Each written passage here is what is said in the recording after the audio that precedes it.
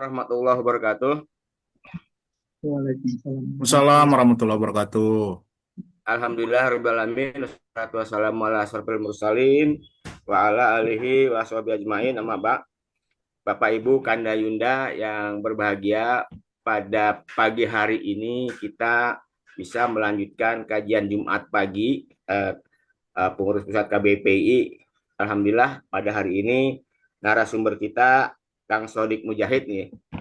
Eh, Beliau adalah KBPI dan juga pernah di DPR RI, Ketua Yayasan Darul Hikam. Ya, tadi saya sempat spill bahwa saya di sekolahan ya, sampai pagi cerita soal yang tadi itu.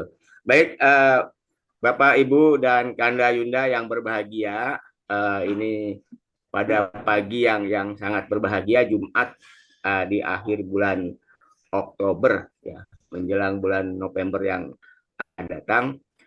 Saya kira kegiatan ini KBPI ya didukung oleh Lajisku KBPI, sebagaimana yang sudah sering kita lihat bahwa Lajisku adalah salah satu Lajisnas nasional yang diakui. Jadi Bapak Ibu Kanda Yunda yang berinfak bersedekah silahkan melalui Lajisku. Baik, kita awali saja dengan baca basmalah. Bismillahirrahmanirrahim. Kang Sodik, bahwa setiap Jumat pagi ini kita ada kajian Jumat pagi yang insya Allah durasinya biasanya 45 menit ya.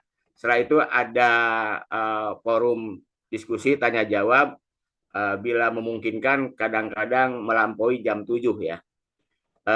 Biasanya nih peserta kita bernyusul ya. Alhamdulillah yang rajin ini dari Papua ya, dari Gorontalo, dari Kalimantan Tengah ya, dari berbagai wilayah tanah air hadir ya.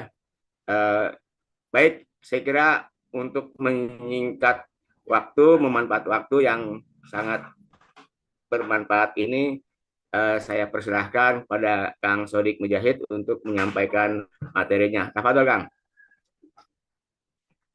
Ya, terima kasih.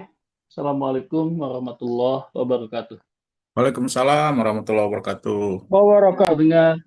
Terdengar ada suara saya? Jelas, Kang? Ada ya? Ada jelas. Saya Ya, tinggal Mantap, di lanjut. Mantap.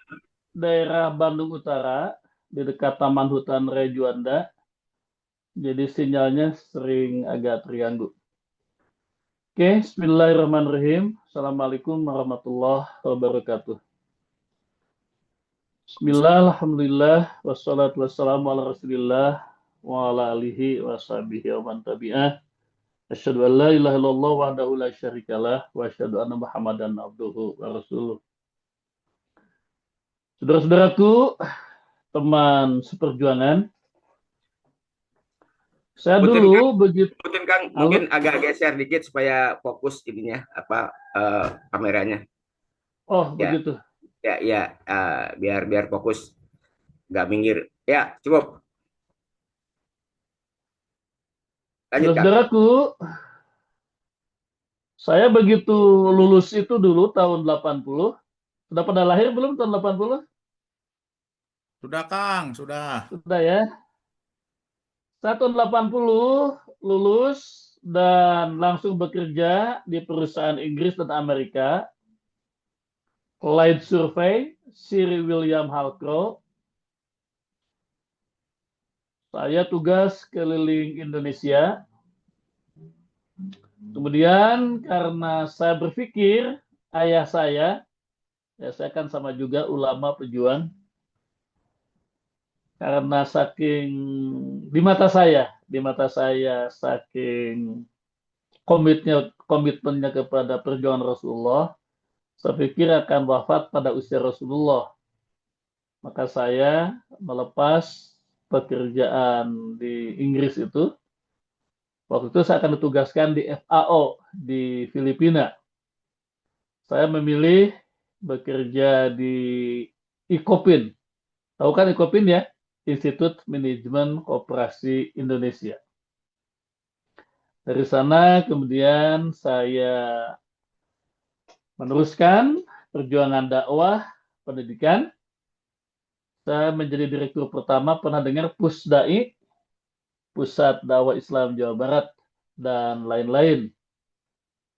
Nah, kemudian karena dianggap tokoh, saya direkrut oleh Gerindra, dibiayai oleh Gerindra untuk maju ke parlemen, dan alhamdulillah masuk ke DPR.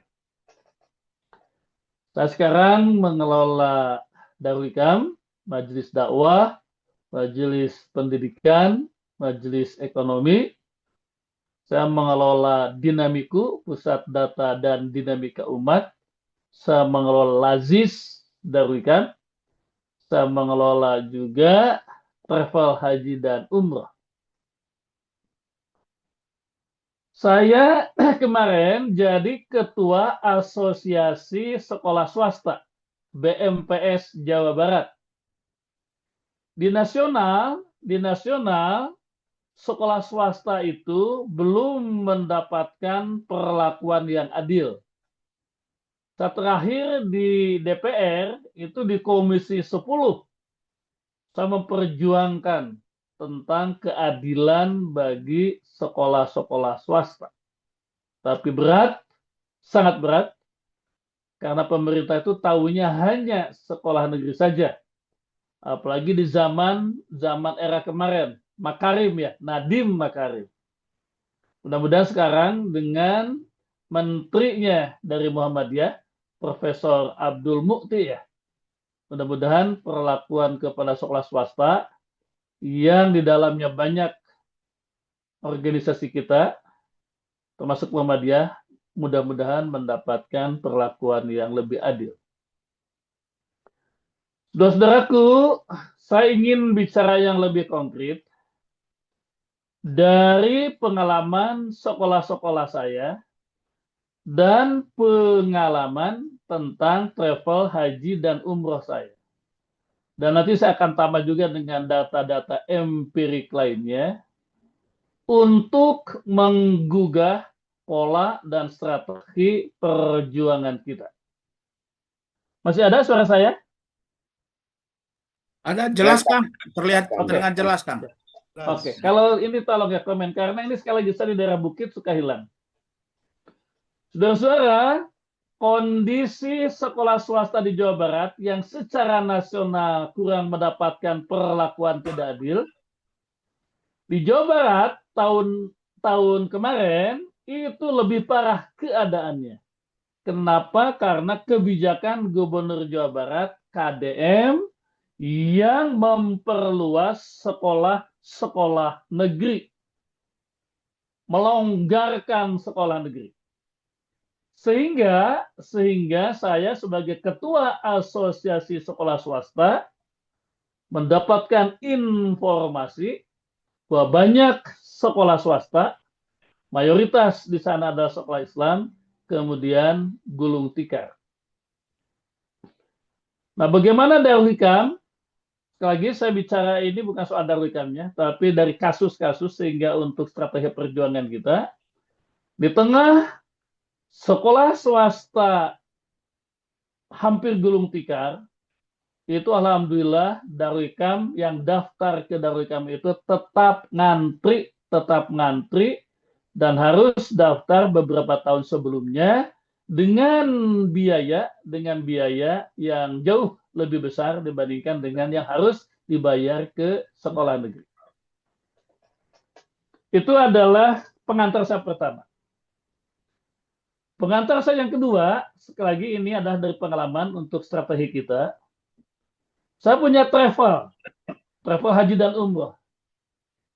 Dan sekarang ketika ekonomi lesu dan juga tahun-tahun sebelumnya, travel saya itu boleh dikatakan dan disebutkan termasuk oleh Saudia, oleh Garuda, itu adalah travel dengan jamaah, salah satu jamaah terbanyak di Kota Bandung, bahkan Jawa Barat. Dari kasus ini, apa yang ingin saya sampaikan, dan sesuai dengan judul yang saya sampaikan ke panitia, Mengapa orang masih mencari-cari sebuah lembaga? Mengapa orang masih mencari-cari sebuah sekolah?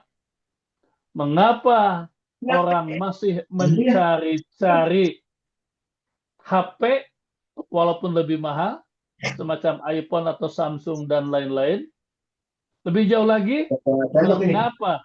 mengapa orang dulu berkiblat ke Eropa, ke Amerika, dan mengapa sekarang orang berkiblat ke Korea dan Cina? Itu adalah karena lembaga tersebut, karena sekolah tersebut, karena produk tersebut, karena bangsa tersebut adalah bangsa yang berprestasi, bangsa yang memiliki keunggulan. Lama kemarin kita berkiblat ke Amerika, ke Eropa, ke Barat. Walaupun Amerika sekarang sedang menghadapi masa decline-nya. Mengapa orang sekarang ke Korea dan juga ke Cina? Terlepas dari kelemahan-kelemahan akidah tauhid. Tapi mengapa mereka menjadi model? Karena mereka secara duniawi itu berprestasi. Kenapa orang masih terus memilih Mercedes? Kenapa orang pilih kelas Alphard gitu kan? Mengapa kita memilih motor yang itu? Mengapa kita memilih HP yang ini walaupun berharga, ada biaya? Kenapa? Karena dia punya prestasi, punya keunggulan. Amerika atau Barat dulu, termasuk Korea dan Cina, kan tidak pernah mengagung-agungkan begitu intens seperti kita mengagung-agungkannya kepada Islam, ya kan? Dalil kita, wa may yabtaghi ghairul Islam fala yuqbala minhu wa huwa fil akhirati minal khasirin. Kita membanggakannya. Siapa yang tidak memilih Islam, ya kan? Maka tidak diterima oleh Allah, bahkan di akhirat termasuk yang rugi. Itu kampanye dakwah-dakwah kita selama ini. Rasulullah tentu kita banggakan, Islam kita banggakan, tapi kita hanya vokal saja, tidak ditunjang oleh sesuatu yang itu berdalil dalam Al-Quran, ada dalil naklinya, dan itu juga terbukti. Dan itu juga terbukti secara empirik dalil aklinya. Nah, apa itu? Kenapa orang masih berhadapan dengan Islam? Dan Islam belum menjadi model? Seperti hanya saya katakan tadi, pernah jadi modelnya orang Amerika, bangsa Amerika, pernah jadi modelnya bangsa Jepang, pernah jadi modelnya orang Korea, dan sekarang akan jadi modelnya bangsa Cina. Kenapa? Karena umat Islam, saya ulang, secara nakli dan akli belum pernah menjadi umat yang terbaik, umat yang jadi model, sehingga tanpa dakwah pun orang lain, umat lain akan menjadi kita model, menjadikan kita kiblat di dalam seluruh aspek kehidupan. Dari mulai gaya hidup, dari mulai pola tata negara, dari mulai kebudayaan, dan lain. Nah, inilah saudara-saudaraku yang ingin saya tekankan dalam pertemuan ini. Mari kita melaksanakan perintah Al-Quran, kuntum khairu umat. Kalian itu sebetulnya sudah kami bekali. Untuk apa? Untuk menjadi khairu umat. Yang dengan menjadi khairu umat itu, umat terbaik itu, kalian mampu, kalian punya kewenangan untuk apa? Untuk ta'muruna bil ma'ruf wa tanhauna 'anil munkar. Saya katakan tadi, kenapa bangsa-bangsa lain secara duniawinya mereka sangat berkuasa, apalagi Amerika tahun-tahun kemarin kan ya, beberapa dekade terakhir kan sangat amat berkuasa di dunia. Kenapa? Karena secara duniawi, kita kan hidup di dunia kan ya, tidak hanya dulu bicara akhirat. Kenapa? Karena secara duniawi mereka adalah umat atau bangsa yang apa? Yang terbaik. Sehingga orang kemudian berkiblat tanpa kampanye kencang-kencang, mencintai Amerika, Amerika adalah yang terbaik, kemudian orang menjadikan kiblatnya. Kenapa? Karena mereka secara duniawi menjadi umat yang terbaik. Nah, inilah saudara-saudaraku, kita harus melakukan evaluasi. Saya beri contoh konkret ya, supaya lebih terbayang. Darul Ikam saya visikan sebagai yayasan terbaik untuk bagian mewujudkan umat terbaik. Itu. Sekali lagi saya bukan promosi Darul Ikam ya. Saya ingin kita bicara global, tapi dari sebuah kasus saja. Maka Darul Ikam menjadi yayasan terbaik. Boleh tampilkan lagi. Sebagai salah satu pilar untuk menjadi umat terbaik. Saya katakan kepada kader-kader Darul Ikam, kita harus menjadi umat yang terbaik. Boleh dari visinya dulu.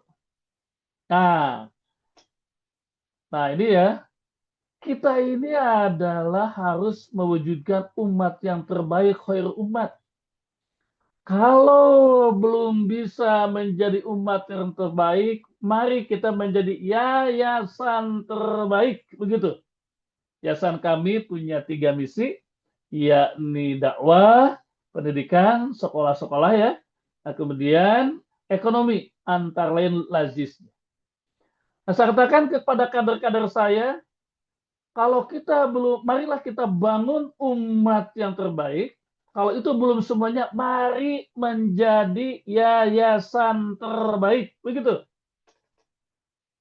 Kalau belum bisa menjadi yayasan terbaik, mari kita menjadi sekolah terbaik. Begitu, ya kan? Sekolah adalah representasi dari majelis pendidikan. Mari kita menjadi masjid yang terbaik. Masjid adalah bagian dari majelis dakwah. Marilah kita menjadi lembaga pemberdayaan masyarakat terbaik. Antara lain diwakili oleh Lazis Darul Ikam. Seperti halnya KBPI, kita juga punya Lazis.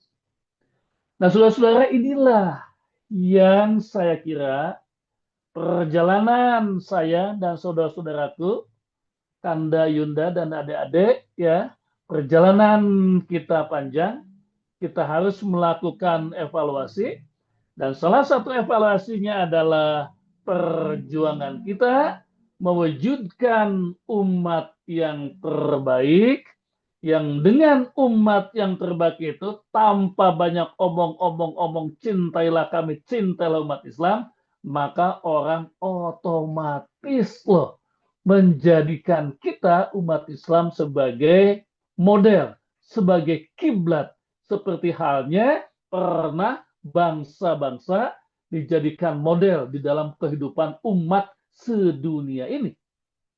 Saya ambil contoh, masjid saya pernah dijadikan model, sekolah saya jadikan model, berburu untuk masuk sekolah Darul Ikam, termasuk pemberdayaan masjid, pemberdayaan masyarakat, lazis pernah sekarang orang mencari-cari. Pada sekali lagi sekolah di tengah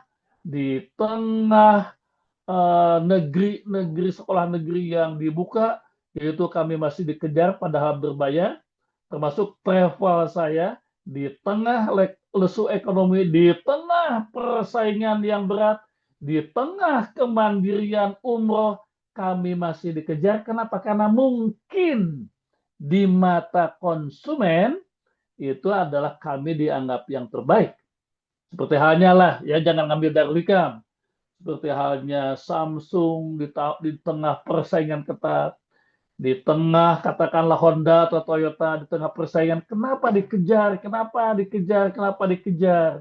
Karena mereka punya keunggulan, punya kelebihan di mana di kelasnya, di bidangnya.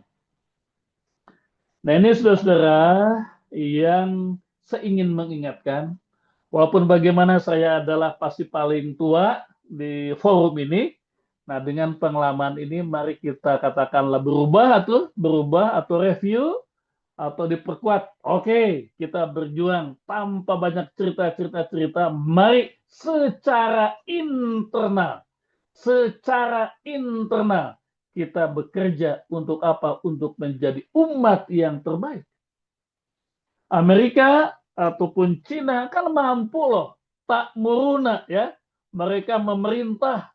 Kenapa? Karena mereka pernah jadi terbaik. Karena mereka punya power, karena mereka punya kekuatan sehingga bisa mengatur dunia. Kenapa? Karena mereka menjadi umat yang terbaik. Karena itulah maka PII pun termasuk KBA PII juga, mari kita menjadi organisasi yang terbaik begitu. Saya sampaikan kepada kader-kader saya, oke, kita menuju umat yang terbaik. Kalau tidak bisa, kita mulai dengan yayasan yang terbaik. Kalau tidak bisa di level yayasan, mari kita turunkan di level lembaga, sekolah terbaik, masjid terbaik, lazis terbaik. Kalau lembaga itu pun belum kita mampu menjangkaunya, marilah kita mulai dengan apa? Dengan diri masing-masing yang terbaik. Terbaik apa? Terbaik di tengah masyarakat. Apa faktor yang menyebabkan kita dinilai terbaik, yang dengan itu kita kemudian dianggap sebagai model, yang dengan itu maka masyarakat akan mau mengikuti kita, berkiblat ke kita? Saya melihat dua hal lah sederhana ini. Itulah mohon maaf sekali lagi kalau saya merujuk ke Darlikan, bukan untuk membanggakannya, tapi ini anggaplah sebuah kasus. Darlikan sekolahnya itu bertagline berakhlak dan berprestasi. Mungkin ini juga bisa berlaku untuk semua kehidupan kita, semua level kita. Mengapa seseorang, mengapa sebuah lembaga, mengapa sebuah umat, mengapa sebuah bangsa itu kemudian dihitung, dicintai, dijadikan model, dan dia bisa melaksanakan amar ma'ruf nahi mungkar karena dia terbaik dengan dua ukuran, kalau bisa dipakai ya di pengalaman kami, berakhlak dan berprestasi. Dengan prestasi orang kemudian akan dihitung. Prestasi apa saja? Kalau dunia-dunia itu mereka dimulai dengan prestasi di bidang ilmu pengetahuan. Dan itu dalam sejarah kita pernah menjadi terdepan dalam penguasaan ilmu pengetahuan. Bukan hanya dalam bidang sosiologi kemasyarakatan, tapi juga dalam hal matematik, penemu aljabar kita, penemu tata surya kita adalah ilmuwan kita. Dan sekali lagi, sekarang kenapa orang bisa memimpin dunia? Antara lain dimulai dengan penguasaan ilmu pengetahuan dan teknologi. Yang kedua, kita bisa lihatlah di level nasional juga, orang yang menguasai ilmu pengetahuan dan teknologi, prestasi ilmu pengetahuan dan teknologi, maka turun menjadi penguasaan ekonomi. Itu bangsa Cina, Eropa, Amerika, Korea itu kan mereka penguasa-penguasa ekonomi kan, sehingga mereka menjadi kiblat itu. Dengan penguasaan ekonominya mereka bisa merajuk ke mana-mana, baik di level internasional ataupun di level nasional. Nah, setelah ekonomi kemudian jadi politik. Kan begitu. politik itu sebenarnya dikuasai oleh para konglomerasi kan, para oligarki ya. Tapi awalnya begitu. Orang berkuasa karena dia berprestasi di dalam bidang iptek, kemudian akan turun menjadi penguasa bidang ekonomi. Dari penguasa ekonomi akan menjadi penguasa dalam bidang politik. Nah, dari sanalah maka akan jadi penguasa dalam bidang sosial, kebudayaan, pendidikan, dan lain-lain. Nah, inilah saudara-saudara, jadi kalau saya katakan tadi, apa umat yang terbaik itu adalah umat yang punya dua hal. Satu apa? Satu prestasi. Prestasinya dimulai dengan ilmu pengetahuan, ya, kemudian ilmu pengetahuan dan teknologi, kemudian ekonomi, politik, dan lain. Nah, yang kedua, kita harus menjadi yang terbaik itu dalam bidang akhlak, yakni integritas dan kapasitas. Sekarang bisa jadi prestasi sudah semakin gampang, sudah semakin banyak, tapi kemudian jadi hancur. Ya, baik di level perorangan, banyak orang yang sudah berprestasi jadi hancur. Kenapa? Karena tidak didukung oleh faktor yang kedua, yakni adalah integritas atau akhlak itu. Karena itulah maka saya ulang, baik secara pribadi, secara keluarga, secara organisasi seperti KBPI dan PII, secara umat, jadi umat yang terbaik melalui dua hal, satu prestasi, yang kedua akhlak.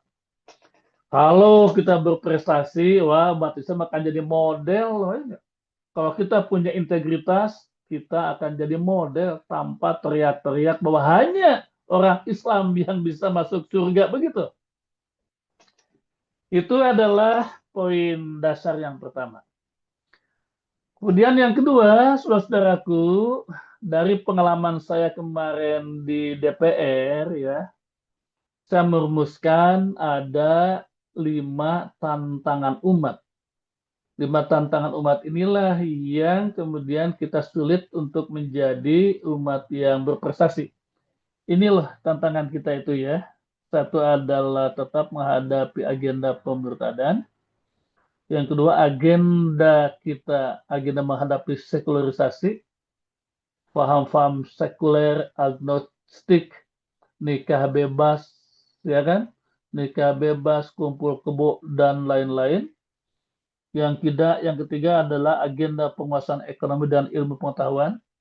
Ya, ekonomi, saudara-saudaraku, bagaimana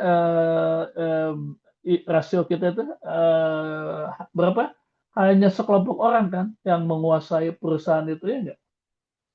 Apa namanya, rasio apa? Rasio penguasaan, lupa, sudah tua. Gini rasio. Gini rasio. Gini rasio kita kan sangat buruk ya. Berapa persen? Hanya 1% ya. Hanya 1% penduduk Indonesia yang menguasai hampir setengahnya aset Indonesia. 47 kan gini rasio kita, ya enggak? Ini adalah kelemahan-kelemahan kita dan agenda kita yang dilakukan dengan sangat baik oleh umat yang lain. Satu adalah agenda dakwah mereka yang muncul kepada kita dalam bentuk pemurtadan. Yang kedua adalah agenda sekularisasi. Saya waktu di DPR saya waktu di DPR itu jadi ketua panja undang-undang anti apa, Kang, lesbian homo itu apa dalam bahasa umumnya, apa? Anti lesbian dan homo itu apa? Aduh, sudah tua. LGBT. LGBT. Ya, saya Kang jadi ketua panja LGBT. Waduh, saya mendapatkan tekanan untuk menggolkan itu. Alhamdulillah bisa menahannya pada periode yang lama.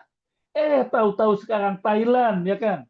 Thailand itu sudah membebaskannya LGBT itu. Dan di Indonesia itu pernah kan? Pernah ada undang-undang itu.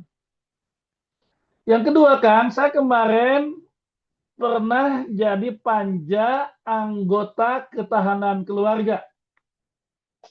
Bahkan saya termasuk inisiator undang-undang ketahanan keluarga.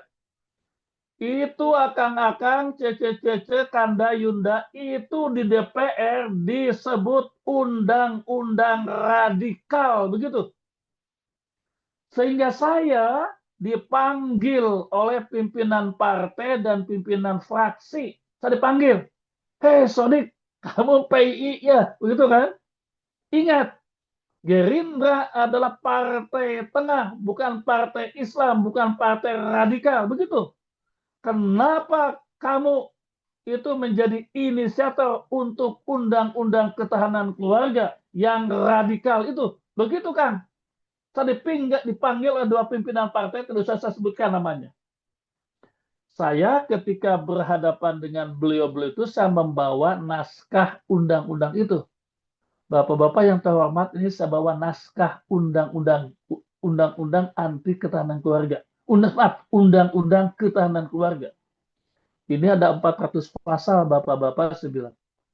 Ini adalah undang-undang keluarga yang sekarang di Indonesia agak kurang undang-undang ketahanan keluarga itu. Undang-undang BUMN ada, undang-undang puskesmas ada, undang-undang sekolah ada, undang-undang keluarga nggak ada. Ini undang-undang bagus isinya. Menjamin lapangan pekerjaan keluarga, menjamin kesehatan keluarga, menjamin pendidikan keluarga, menjamin rumah tempat tinggal keluarga, menjamin keharmonisan keluarga. Bapak-bapak, bagus tidak? Bagus sekali. Itu kenapa disebut undang-undang radikal? Bapak-bapak, saya laporkan dengan selengkap-lengkapnya. Undang-undang ini disebut radikal, isinya kata bapak-bapak juga bagus sekali, hanya ada 2 pasal. Pasal apa? Saya sampaikan, 1 pasalnya, anak ikut agama orang tua. Bagi orang yang beragama, benar tidak itu undang-undang? Anak ikut agama orang tua. Bagi orang yang beragama, benar itu tidak? Pasal itu. Halo? Benar, cocok. Benar kan? Benar ya enggak? Tapi kan itu menjadi dasar bahwa undang-undang ini adalah radikal. Begitu enggak? Itulah yang saya katakan tentang bahayanya sekularisme di dalam kehidupan kita, baik dalam praktek yang tadi, yang banyak mengabaikan lagi Tuhan dalam kehidupan kita, banyak mengabaikan lagi hukum-hukum Islam dalam kehidupan kita, bahkan yang tadi, seks bebas, narkoba, paham-paham yang lain. Di DPR pun saya menghadapi itu. Pernah jadi ketua panja untuk menahan undang-undang LGBT, saya tutup itu kan dalam periode ketika saya memimpin panjanya. Dan kemudian dalam undang-undang ketahanan keluarga berisi 400 pasal dianggap radikal dan batal. Hanya kenapa? Karena hanya ada 2 pasal itu. Pasal pertama ada tadi ya, anak ikut agama orang tua. Mereka tidak mau loh agama itu dijaga dan diatur oleh negara. Yang kedua, Bapak-bapak, saya laporkan nih, pasal yang dianggap radikal itu adalah kepala rumah tangga adalah suami dan suami adalah laki-laki. Betul tidak? Betul kan? Wah, mereka berdalil itu bertentangan dengan semangat gender begitu. Maka kepala keluarga itu boleh laki-laki, boleh perempuan, boleh suami atau boleh istri. Tapi setelah mendapat penjelasan itu, maka pimpinan-pimpinan di Gerindra menjadi sangat amat paham. Yang tadinya menegur saya, maka perintah ke saya, undang-undang ini sangat bagus, maka pertahankan sampai menang undang-undang itu. Tapi sayang Kang, undang-undang itu kalah dalam voting 5-4. Karena ada satu partai Islam yang pindah ke sana. Sehingga undang-undang yang sangat baik itu batal karena kalah voting, karena dianggap radikal, hanya akibat 2 pasal dari 400 pasal. Pasal apa? Pasal yang benar, tapi ditolak oleh sekularisme, oleh paham-paham sekuler. Nah inilah apa yang dari pengalaman saat saya melihat ada tantangan umat. Ya, bisa yang simpelnya saja tantangan umat di file yang lain. Nah, ini ya agenda dakwah yang berdampak pemerintahan. Kan file yang satu lagi langkah dan agenda umat. Ini. Nah, ini agenda dakwah yang berdampak pemerintahan. Bagaimana Papua? Yang kedua agenda sekularisasi dalam pendidikan dan lain-lain. Pernah kan dalam undang-undang ya tentang iman dan takwa mau dihapus loh. Saya berhadapan waktu itu. Dalam undang-undang Pancasila itu iman, takwa, agama itu dihapus. Dan saya waktu itu berjuang dengan teman-teman YPI yang ada di sana, berjuang untuk menjaga kata iman dan takwa. Yang ketiga agenda penguasaan ekonomi, ya. Ini Pak Prabowo ini bapak-bapak itu luar biasa komitmennya kepada agenda pendidikan Pancasila yang otomatis adalah pendidikan tidak sekuler. Yang kedua, agenda penguasaan ekonomi luar biasa. Pak Prabowo ingin membuat pemerataan sehingga umat Islam yang mayoritas itu akan terangkat tidak hanya oleh oligarki, oleh konglomerat. Dan yang ketiga adalah agenda penguasaan pemerintahan. Saudara-saudaraku, jangan abaikan pemerintahan ini. Aktiflah dalam pencalonan bupati, wali kota, gubernur, DPRD kota, kabupaten, provinsi, dan pusat. Ini terus dikuasai kelompok-kelompok yang sekuler, yang bukan muslim. Dan yang ketiga adalah tentu agenda penguasaan undang-undang. Agenda penguasaan undang-undang itu saya rasakan sekali ketika di DPR, bagaimana mereka dengan cara sistematis itu menggolkan undang-undang yang bukan hanya anti-Islam, tetapi tidak Pancasilais. Kenapa? Karena sekuler dan lain-lain.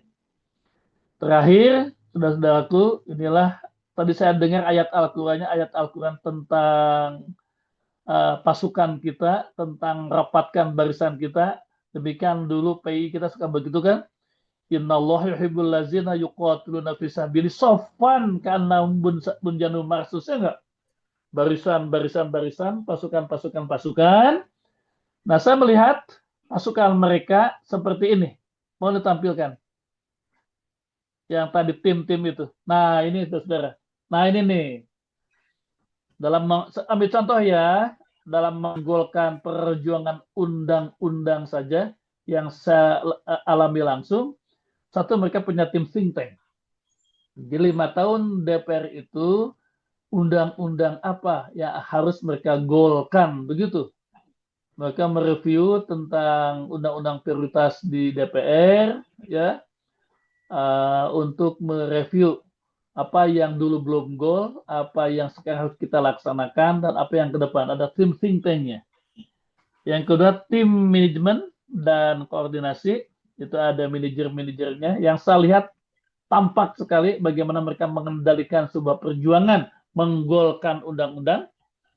Yang ketiga ada tim aksi. Tim aksinya 2. Satu, anggota DPR di dalam, ya, aksi untuk menggolkan undang-undang, kerjasama dengan aksi di luar dan demo dan lain-lain.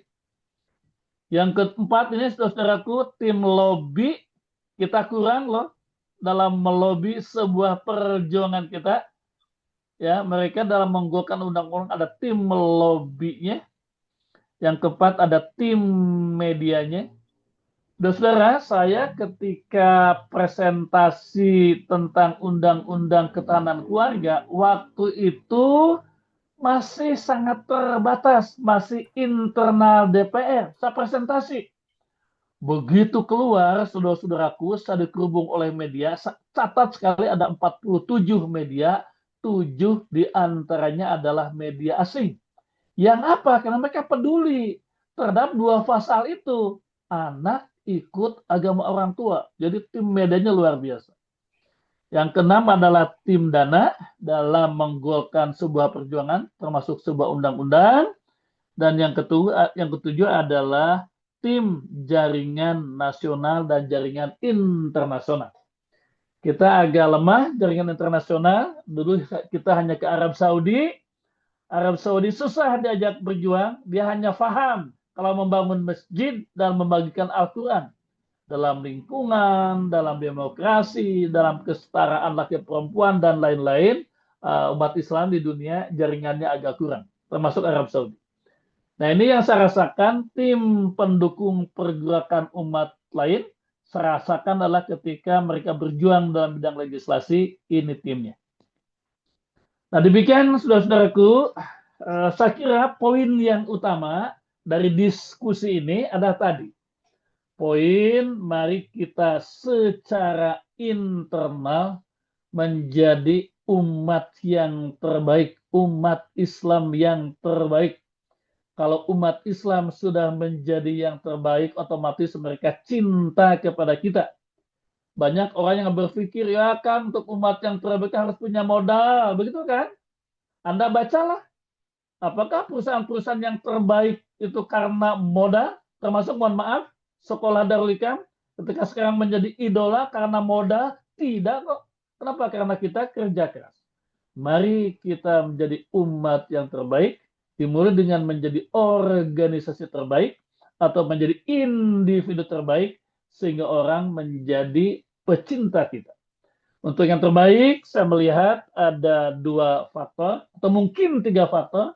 Satu adalah berprestasi, yang kedua adalah punya integritas dan kapasitas, dan yang ketiga saya tambahkan adalah kita betul-betul sesuai dengan kemampuan kita sudah terasa menjadi apa? Menjadi rahmatan lil alamin. Dengan prestasi, dengan integritas, dengan rahmatan lil alamin, kita menjadi individu terbaik, menjadi lembaga terbaik, yang dengan itu maka otomatis orang-orang akan mencintai kita, ikut ajakan kita, menjadikan kita sebagai model, sehingga mereka ikut kepada misi-misi kita, misi-misi Islam. Demikian sebagai pengantar diskusi, ini berdasarkan pengalaman saya, kemudian saya gabungkan dengan realita kepentingan umat, kepentingan bangsa. Terima kasih. Assalamualaikum warahmatullahi wabarakatuh. Waalaikumsalam warahmatullahi wabarakatuh. Terima kasih Kang atas paparannya. Ini merupakan sukses story yang perlu kita gali, kita kembangkan ya menjadi contoh ya. Memang agak sulit kalau kita mencari sukses story. Tapi kalau gagal story banyak Kang. Ya, kalau sukses story emang agak sulit kita mencari. Mudah-mudahan ini menjadi inspirasi buat Jum'iyah yang pada pagi hari ini. Baik, Bapak Ibu Kanda Yunda, masih ada waktu 15 menit ke depan ya. Kalau memang ada waktu lagi, mudah-mudahan masih ada waktu untuk bersama kita. Silahkan yang akan menyampaikan pendapat, pertanyaan ya, mohon nanti disampaikan secara singkat agar bisa menampung teman-teman dan partisipan lain untuk bisa berpendapat juga. Ini sudah ada yang resen, Pak Abdul Wahid, Dubes kita, ya. Pak Prof Subianto akan menyampaikan juga. Ya, silakan Pak Dubes dulu, silakan Pak Gus Wahid. Luar biasa, Kang Sodik ini Pak betul-betul Dubes, harus sharing Pak Dubes, berikan masukan-masukan sangat ya. menginspirasi ya. Jadi apa yang disampaikan itu betul-betul empiris ya dan juga teoritis. Jadi beliau ini teoritisi dan juga praktisi. Jadi enak langsung masuk ke akal dan masuk ke hati itu. Jadi inilah apa kelebihannya pemikir dan juga apa itu pejuang ya. Kader Nah, PI kan begitu Pak Dubes, kader PI kan begitu. nah ini mudah-mudahan akan menular ke sahabat-sahabat PII ya. Saya sangat apa itu tergelitik ya, timbul pertanyaan mengapa ya umat Islam ini belum maju, belum menjadi contoh itu. Saya kemudian menduga-duga ya. Padahal di Al-Quran itu kan ada janji ya. Itu yang sifatnya sangat eksplisit bahwa mereka Allah berjanji wa'adallahu alladhina amanu wa 'amilus shalihat la yastakhlifannahum fil ard. Itu kan jelas itu. Kalau orang betul-betul beriman dan betul-betul beramal soleh, maka itu nanti akan unggul di permukaan bumi. Nah, ini saya jadi khawatir ini, jangan-jangan keimanan kita, cara konsepsi kita terhadap keimanan dan amal soleh ini masih belum tepat gitu. Jadi mungkin ada sesuatu yang distortif ya. Karena di Al-Quran yang lain juga ada. Wa minan nasi may yaqulu amanna billah wa bil yaumil akhir wa ma hum bimu'minin. Nah, jangan-jangan kita itu hanya berhenti kepada pengakuan saja. Sebagian manusia mengatakan saya beriman, padahal sebetulnya belum. Nah, ini bisa terjadi kepada kita. Kita hanya baru berhenti kepada keislaman yang sifatnya retorik gitu loh. Pengakuan, tapi secara substantif dan secara aplikatif masih belum. Itu kan jelas sekali. Nah, ini mungkin saya kemudian sangat tertarik dengan apa yang sudah dilakukan oleh Kang Sodik. Memang akhirnya karena ini soal SDM ya manusia, maka tentu soal pendidikan gitu ya. Dan memang kata Syekh Yusuf Qaradawi, masalah umat Islam itu yang pertama dan utama itu adalah su'il faham, yaitu nggak paham dengan Islamnya sendiri. Nah, akibat dari su'il faham ini atau kurang paham atau nggak paham berakibat kepada implementasi. Jadi dari misunderstanding, dari misconception kepada misimplementation. Sehingga memang kita mulai saat ini harus segera sadar gitu loh. Bahwa kita itu harus melakukan apa pertama ya self concept, harus mengenal diri ya. Yang kedua harus melakukan self reform, merubah diri ya, terutama apa soal mindset, cara kerja, cara berpikir, cara pergaulan. Dan kemudian kita harus memiliki self confident, percaya diri dengan apa yang disampaikan oleh Kang Sodik itu ya dengan prestasi gitu. Dan saya merasakan Kang Sodik ya, saya ini kan orang miskin ya itu. Dulu saya waktu apa ibaratnya ngelamar cewek gitu ya, itu ditolak. Tapi jadi duta Ditolak besar karena ya, karena prestasi ya, ya. tapi setelah apa itu saya berhasil menjadi mahasiswa terbaik di Gajah Mada, ya Benar, Allah, gak benar, perlu nyari, datang sendiri. benar. Nah ini jadi ini yang soal value ya, soal value ini gimana merubah value kita. Dan saya tertarik dengan konsep mutu di dalam Al-Quran itu saya tertarik dengan konsep ini. Kalau kita itu tidak bermutu, artinya seperti buih. Dalam konsep Al-Quran itu disebut az-zabat. Fa'amaz zabat fayadhabu jufa. Itu akan hilang di telan masa. Akan tertinggal. Tapi kalau bermutu, apa ciri bermutu dalam Al-Quran? Fa'amma ma yanfa'un nas fayumkut fil ard. Tapi kalau kita bisa memberikan solusi dan kontribusi kepada kemanusiaan, yaitu bermanfaat, dia pasti tegak di muka bumi. Pasti kuat. Nah, tadi yang disampaikan oleh apa itu Kang Sodik itu menggambarkan ayat itu gitu loh. Jadi merubah buih menjadi sesuatu yang berdampak ya. Fa'amam yang fa'nas wa fil ard. Nah, saya pikir itu apa ya saya sekedar menggarisbawahi ya karena terus terang saya apa tergelitik dan terinspirasi. Jadi dan saya apa itu merasa iri ya kalau kalau saya mungkin masih baru tingkatan retorik juga tapi mungkin dengan contoh yang diberikan oleh Kang Sodik ini saya harus bergerak lagi nih, harus berjuang lagi supaya membuktikan. Karena persoalan apa itu agama itu yang paling inti adalah pembuktian. Dalam Al-Quran dikatakan kul hatu burhanakum in kuntum shadiqin. Buktikan kalau memang kamu benar. Dan Rasulullah membuktikan, para sahabat membuktikan. Tinggal kita. Bagaimana kita membuktikan antumul a'launa in kuntum mu'minin. Bahwa Benar, engkau adalah benar, benar, the most apa itu superior dan the most apa benar. itu yang supremacy, yang punya keunggulan di teknologi kepada publik. Ini yang harus kita lakukan sekarang pembuktian. Ya, saya Baik, pikir Gus. itu. Terima kasih Kang Sodik. Ya, assalamualaikum. Baik. Assalamualaikum warahmatullahi wabarakatuh. Luar biasa ini respon dari Gus Wahid ya. Baik, Prof. Supianto silahkan mungkin tinjauan dari segi hukum mungkin yang apa sebelum ke Pak Mbah Jahrawi. Silakan Prof. Supianto.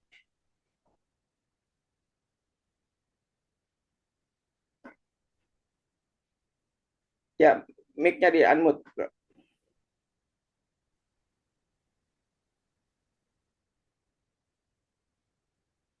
Ya, silakan Prof.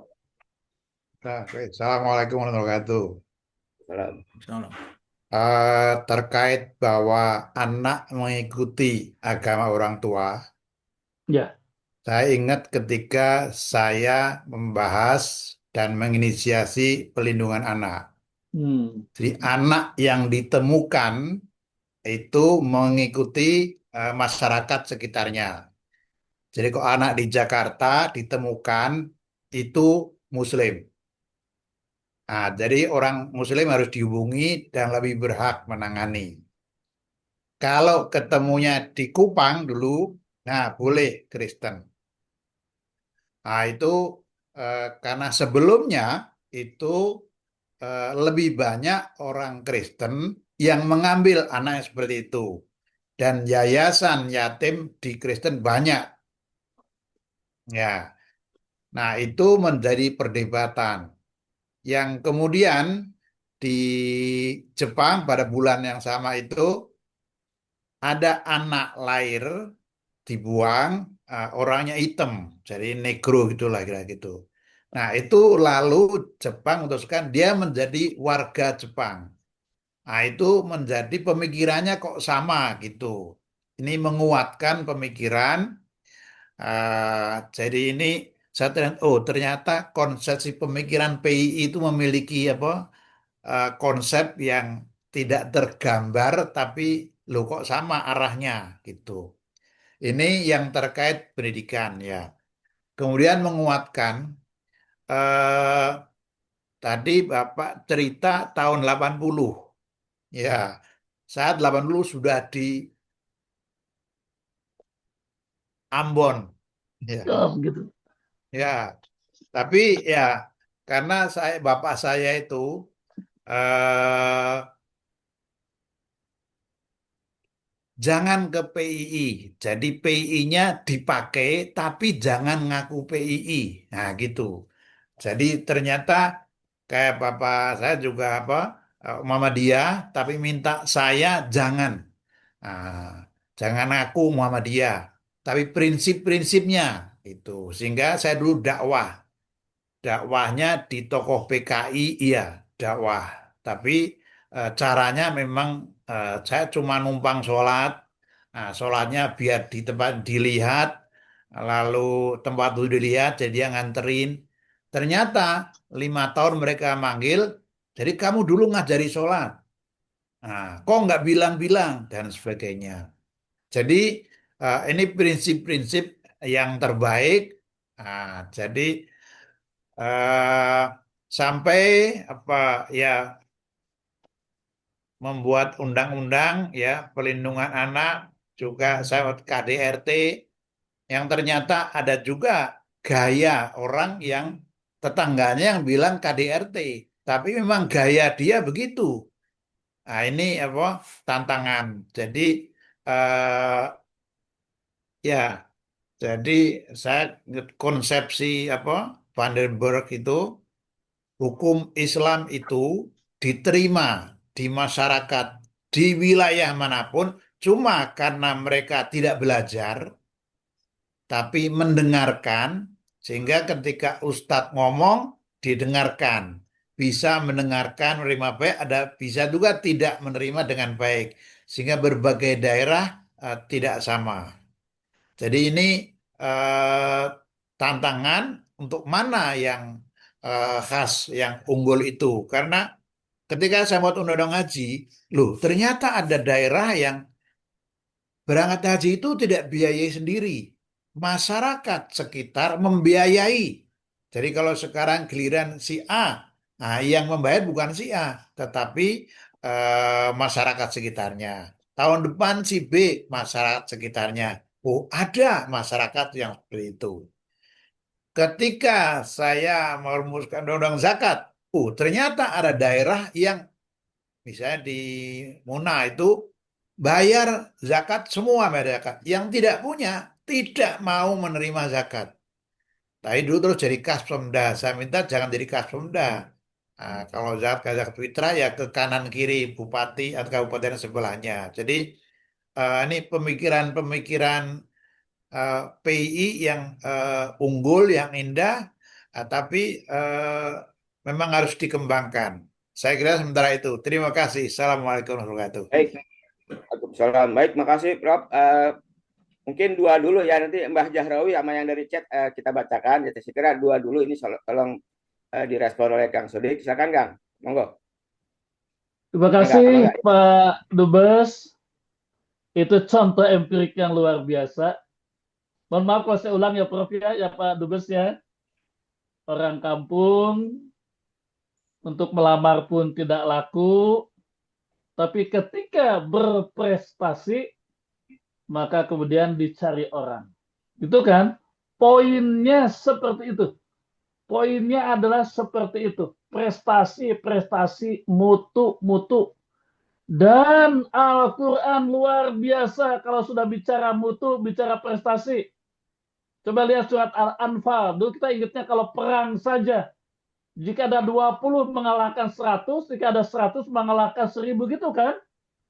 Itu adalah ajaran mutu dari dari Al-Quran. Jika ada 10 rektor, maka kamu harus jadi rektor terbaik nomor 1, gitu loh.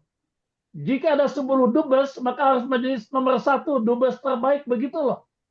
Jika ada 10 anggota dewan, seperti saya dulu di dewan, harus menjadi anggota dewan yang terbaik, itu kan enggak? Jika ada 10 wali kota, harus jadi wali kota terbaik. Itu ajaran mutu dalam Islam. Dan itu yang selama ini kita abaikan. Enggak? Nah, pemahaman-pemahaman itu saya setuju dengan Pak Dubes tadi, antara lain karena mindset kita, antara lain karena pemahaman kita terhadap Al-Quran yang formalistik, hanya ingin tercatat sebagai ibadah, hanya ingin tercatat mendapatkan pahala di akhirat.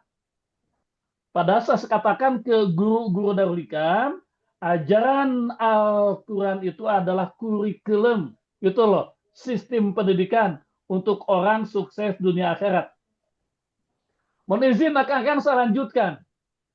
Pernah tidak di kampung kita kemarin rame sholat gerakan, sholat subuh berjamaah? Pernah nggak? Pernah ya? Ya, ada. Pernah dengar tuh Pak? Gerakan sholat subuh Benar, berjamaah ya. kan ya? Di Bandung juga sama Pak. Pernah, Saya pernah, katakan pernah. begini, Bapak-Bapak, sholat subuh berjamaah itu adalah bagus, bagus, bagus.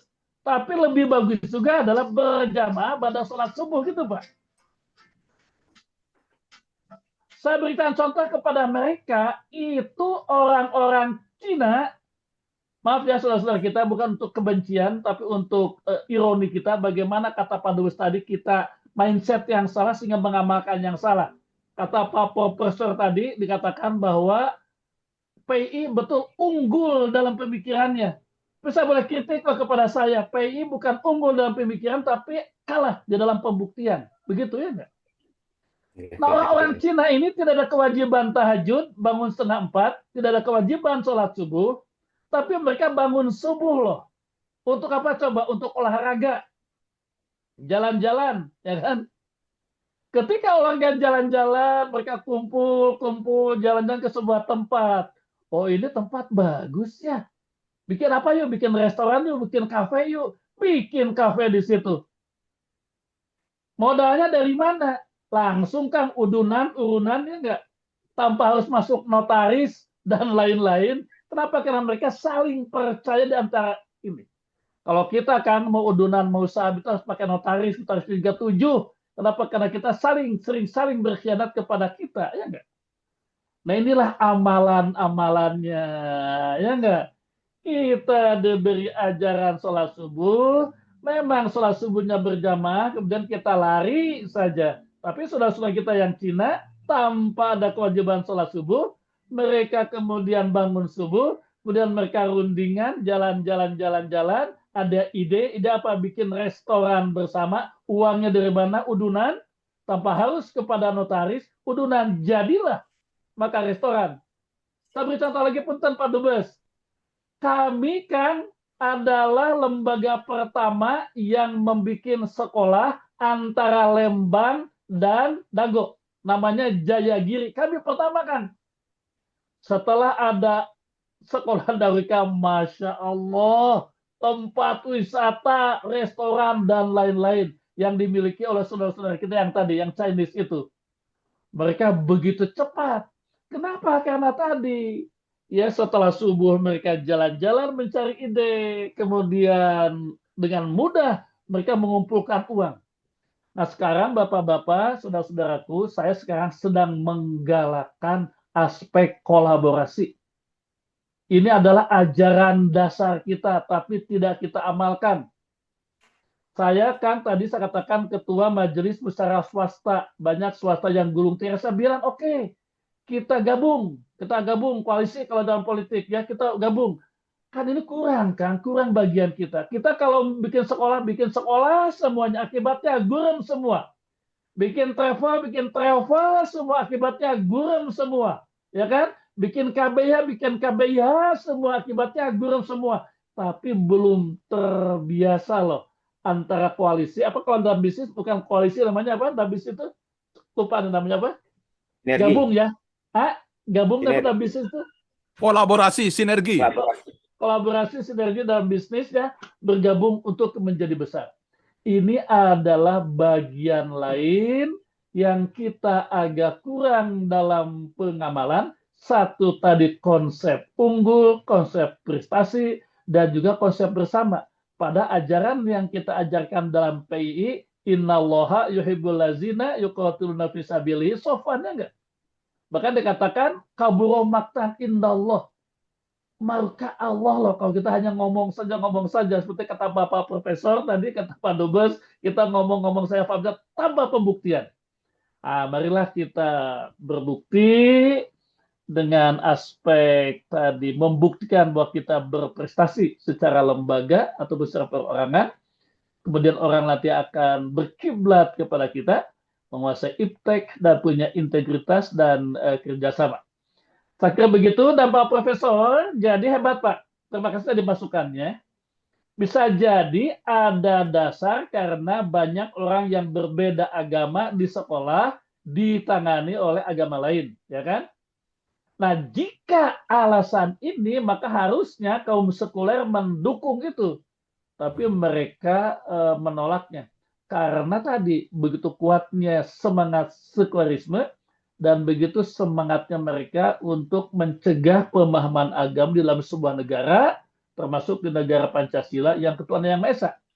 Akan-akan ketika saya menolak undang-undang LGBT, saya pakai dalil ya, orang-orang mengatakan, saya ceritakan sedikit.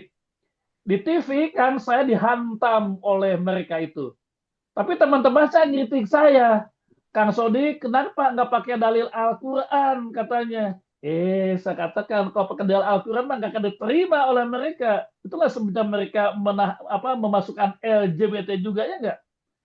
Nah, satu-satunya sandaran saya dalam menolak LGBT adalah karena Pancasila itu berketuhanan yang Maha Esa. Tuhan Maha Esa yang mana yang sebenarnya membenarkan LGBT? Jadi sisi lain, satu adalah kita bermutu, saya setuju dengan Pak Profesor dan Pak Dubes, kita berprestasi, tapi kita tetap dengan punya akhlak, integritas, ya, dan rahmatan lil alamin, sehingga tadi kata Pak Dubes dan kata Pak Profesor kita bisa membuktikan hebatnya Islam. Kata Pak Dubes, apa? Al-Islamu ya'lu wala yu'la ala ya nggak? Kita hanya punya dalilnya loh, tapi kita tidak pernah membuktikan loh bahwa umat Islam itu paling tinggi, paling berprestasi, paling hebat, paling kompak, paling disiplin, paling peduli.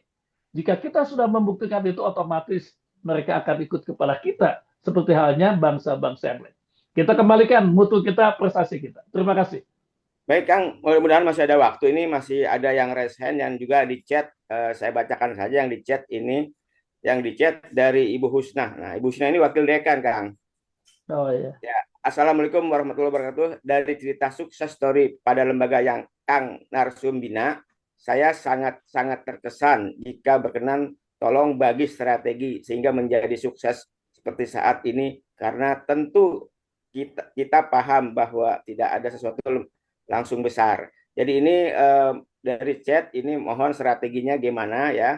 Di KBP ini banyak juga KB-KB yang punya lembaga pendidikan, dan KBP sendiri punya sekolah juga di Gua sana, juga sekolah unggulan, dan juga KBPI juga banyak yang punya travel haji. Ini banyak nih peserta kita. Itu yang dari chat, Kang. Baik, yang dari raise hand ini ada Mbah Jahrawi dari Bantul, ada Kang Hadinur Ramadan. Silakan Mbah Jahrawi dulu. Assalamualaikum warahmatullahi wabarakatuh. Waalaikumsalam warahmatullahi wabarakatuh. Alhamdulillah, terima kasih kesempatan yang diberikan. Yang pertama, saya apresiasi sangat tinggi kepada narasumber yang juga terlibat dalam politik praktisnya di DPR. Selanjutnya tadi kita mengikuti ini, kita dihadapkan dengan kompleksitas masalah multidimensi, dan saya prinsip bahwa kata kunci solusi atau kata kunci sukses adalah sukses pendidikan. Nah, oleh karena itu saya berharap kita kembali kepada Al-Quran, karena Allah sudah sejak awal memberikan peringatan, fawailu lil musholin, celakalah orang yang sholat. Dan itu ada dua jenis. Yang pertama karena lalai, yang kedua karena riya. Saat ini kalau kita hitung yang sholat sudah cukup lumayan banyak. Namun kenapa korupsi juga meluas dan sebagainya. Apalagi sekarang mulai terungkap dengan saudara kita Purbaya. Nah, mudah-mudahan dengan sistem pendidikan ilahiyah, dalam hal ini adalah sholat, nanti kita ada opsi solutif yang tuntas. Karena selama ini kita masih, ya mohon maaf, kita sedang sering retorik saja, bahkan berbau akademis, namun faktanya belum solutif dan belum implementatif faktual, kan gitu. Oleh karena itu mohon pada yang terhormat, pada narasumber, nanti bagaimana sholat ini betul-betul menjadi sistem pendidikan ilahiyah yang kita yakini, kita internalisasi, dan kita implementasikan. Nah, mudah-mudahan dengan sistem pendidikan ilahiyah sholat, nanti Indonesia menjadi seperti yang kita harapkan bersama. Mohon maaf, Ustadz, saya pikir demikian saja yang saya sampaikan. Mudah-mudahan nanti kita tetap ingat dengan sholat kita agar tidak termasuk fawailu lil musholin. Terima kasih, Mas Moderator. Assalamualaikum warahmatullahi wabarakatuh. Waalaikumsalam. Baik, Mbah. Makasih, Mbah. Baik, terakhir ini dari sahabat kita, Ikhwan kita, Saudara Hadinur Ramadan. Beliau juga ini anak muda yang sangat produktif, founder Rumah Sejarah. Dan beliau sudah menyelesaikan sejarah Pak Yusri Gojali nih, Kang. Mungkin tinggal nanti bagaimana menerbitkannya. Silakan Dinda Hadinur Ramadan. Singkat. Baik, makasih Kanda ya. Assalamualaikum warahmatullahi wabarakatuh. Waalaikumsalam. Salam ta'zim Kanda Kiai Sodik Mujahid ya. Alhamdulillah saya mendengar dari awal sampai akhir, dan para kanda-kanda Yunda yang lainnya. Saya mendengar ceramah taklimat Kiai Sodik ini mengingatkan saya sosok tokoh legendaris PII, yaitu almarhum Endang Saifuddin Al-Ansori, Amma. Ketika tadi Kanda Sodik bicara tentang surah Ali Imran ya, kuntum khaira ummatin ukhrijat linnas ya. Tadi saya juga banyak mendengar dubes kita ya, Kanda Abdul Wahid dan para kanda yang lainnya ya, Masya Allah. Saya ingat dari materi ini, saya ingat ungkapan dari seorang intelektual Aljazair, Malik bin Nabi. Ada satu kitab Malik bin Nabi yang saya kira perlu dikaji oleh aktivis PII dari materi yang disampaikan oleh Kiai Sodik Mujahid. Itu adalah peradaban Islam itu tidak akan lahir dari 4 hal. Peradaban Islam itu tidak akan lahir dari 4 hal. Yang pertama, peradaban Islam itu akan bangkit adanya literasi. Yang kedua, adanya edukasi. Yang ketiga, adanya kaderisasi. Dan yang keempat, adanya kolaborasi. Tadi disampaikan oleh Kiai Sodik, ya, berapa banyak lembaga-lembaga keislaman, katakanlah yang PII punya ya, dengan jaringan circle PII. Kita punya lembaga zakat, kita punya lembaga haji, lembaga pendidikan, dan sebagainya. Tapi kita berjalan sendiri-sendiri.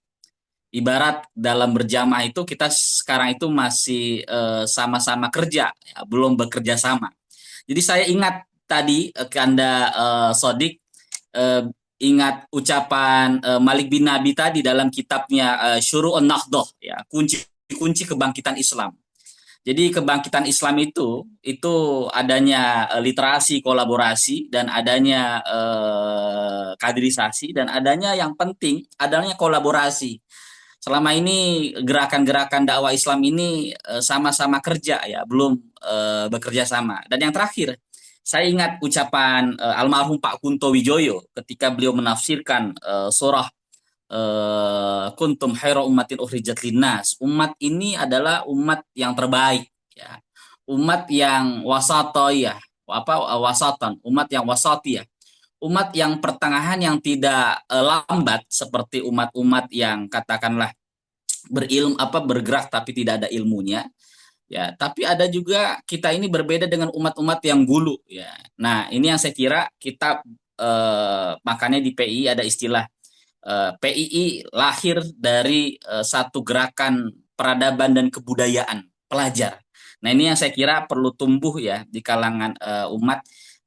Makasih Kiai Sodik ya. Saya mencatat ada saya sampai catat 3 kertas hari ini. Pagi ini dari Kiai Sodik, dan alhamdulillah Kiai Sodik saya 2 kali pernah mengisi di Zoom pesantren Kiai Sodik di Darul Rahman ya. Darul Hikam. Terakhir, mohon maaf, Darul Hikam ya. Dituliskan Kemarin saya juga tuliskan diundang. Ikut pembina sekolah kami, dituliskan. Insyaallah Kanda. Karena tadi pemaparan Kanda mengingatkan saya dengan almarhum Endang Saiful Ansori. Dia seorang ulama, dia seorang intelektual, dia seorang budayawan, ya, dan beliau juga seorang intelektual yang luar biasa. Dan kita doakan, saya kira mudah-mudahan Kiai Sodik ya menjadi seorang politisi yang tetap teguh ya di parlemen dan memperjuangkan aspirasi Islam dan membangun spirit peradaban Islam. Makasih Kanda. Assalamualaikum warahmatullahi wabarakatuh. Baik, makasih Kang Hadi Nur Ramadan. Baik, Kang Sodik silakan langsung nanti mungkin closing statement ya, karena waktu juga kecuali ada waktu tambahan. Silakan Kang. Oke. Kanda, Yunda, adik-adikku, mohon maaf ya, saya mengangkat Darul Hikam bukan soal suksesnya, tapi saya ingin berbicara atas dasar pengalaman empirik begitu, sehingga mudah-mudahan jadi lebih mudah dipahami. Kami juga tentu banyak kelemahan-kelemahan, banyak kekurangan-kekurangannya.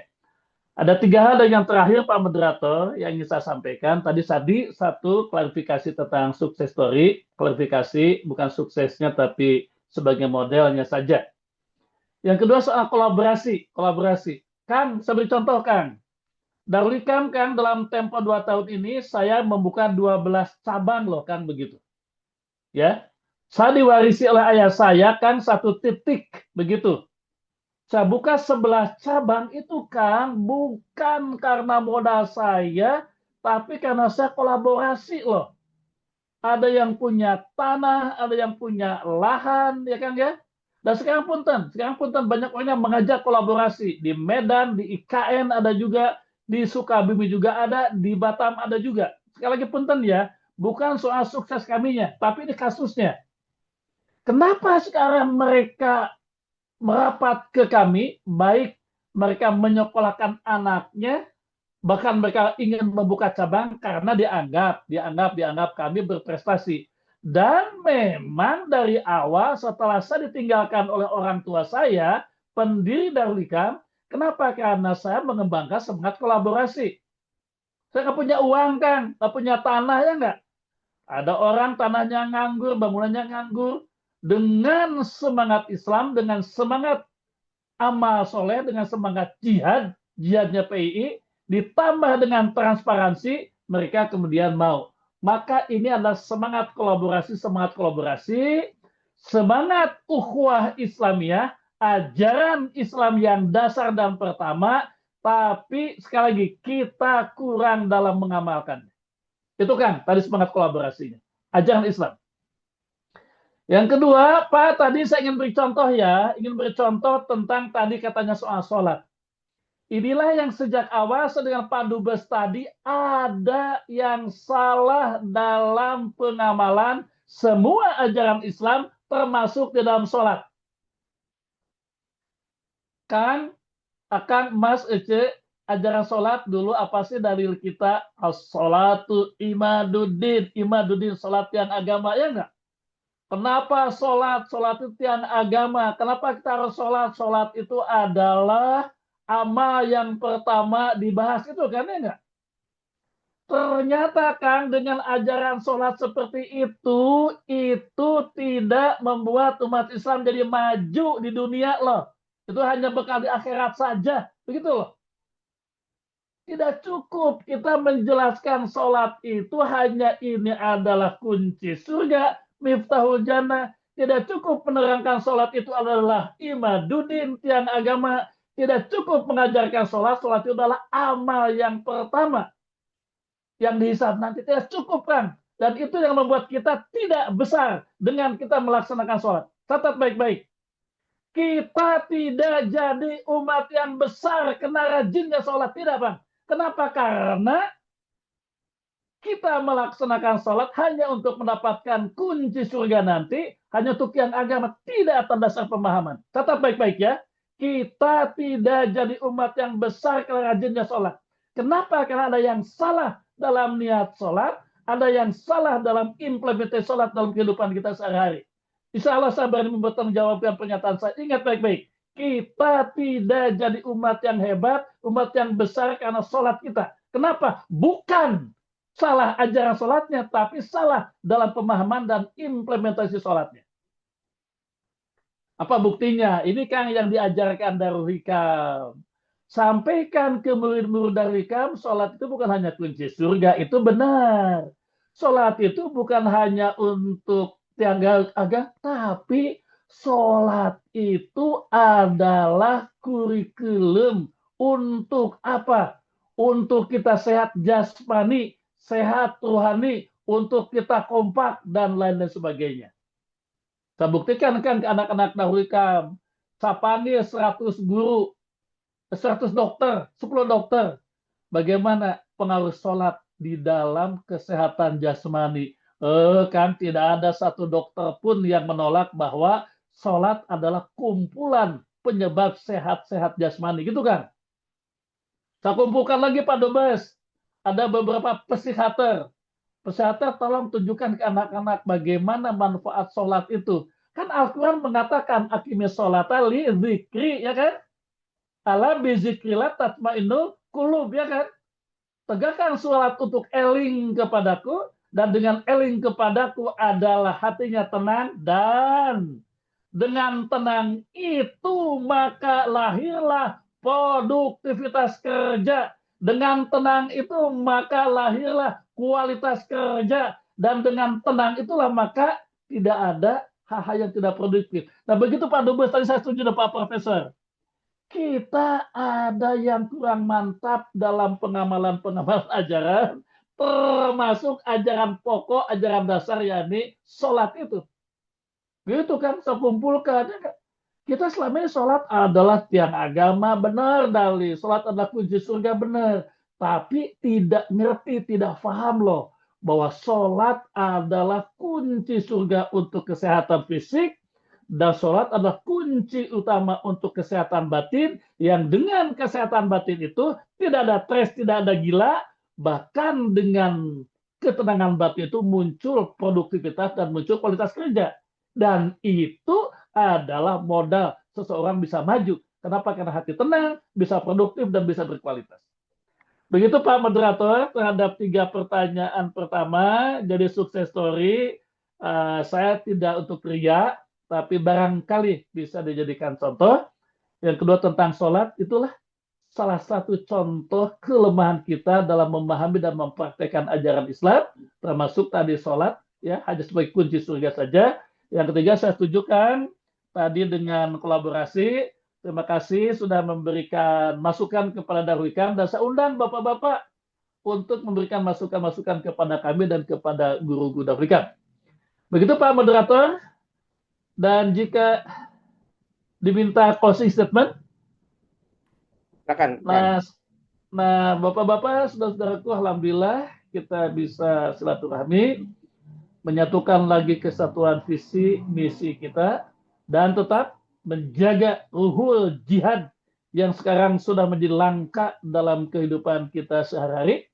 Jihad sekarang menjadi tidak populer lagi, orang sudah pragmatis, sudah duniawi, dan kita dalam menyebarkan Islam, marilah kita rubah strategi dengan tanpa teriak panjang-panjang, internal saja, kita menjadi individu yang berprestasi, menjadi lembaga yang berprestasi, menjadi umat yang berprestasi. Itulah khair umat yang dengan itu insya Allah kita akan disegani, bakal jadi model.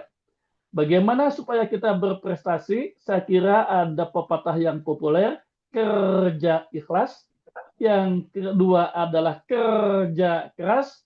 Yang ketiga adalah kerja kualitas. Insya Allah kita menjadi umat terbaik sehingga kita menjadi model bagi umat-umat yang lain. Terima kasih atas kesempatannya. Mohon maaf atas kekurangan kesalahannya. Assalamualaikum warahmatullahi wabarakatuh. Waalaikumsalam warahmatullahi wabarakatuh. Terima kasih Kang Sodik atas paparannya, sangat menginspirasi. Mudah-mudahan ini bisa menjadi satu informasi yang diteladani ya untuk kita semua, khususnya agar kita tetap kerja keras, kerja cerdas, kerja tuntas ya, sehingga tidak walayamut ya. Sudah tidak berdaya juga tidak mutu kan gitu. Ya, mudah-mudahan baik Bapak Ibu Kanda Yunda, sekali lagi kita terima kasih buat Kang Sodik atas penyampaiannya ya, sangat bermanfaat, sangat menginspirasi. Mari kurang lebihnya kita sampaikan mohon maaf pada Allah ya atas kurang dan lebihnya apa yang saya sampaikan tadi sebagai moderator. Untuk itu mari kita akhiri dengan baca hamdalah.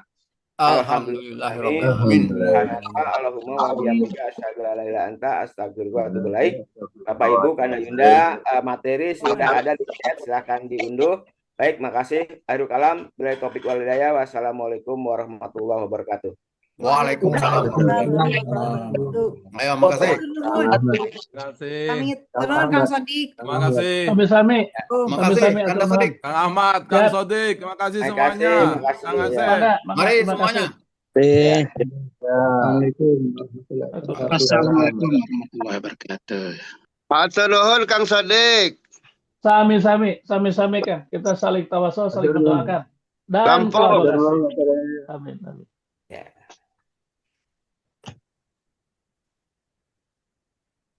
Silakan. Kalau ada kata-kata. Ya. Ahmad masih on. Ahmad. Gimana, Mbak? Ya.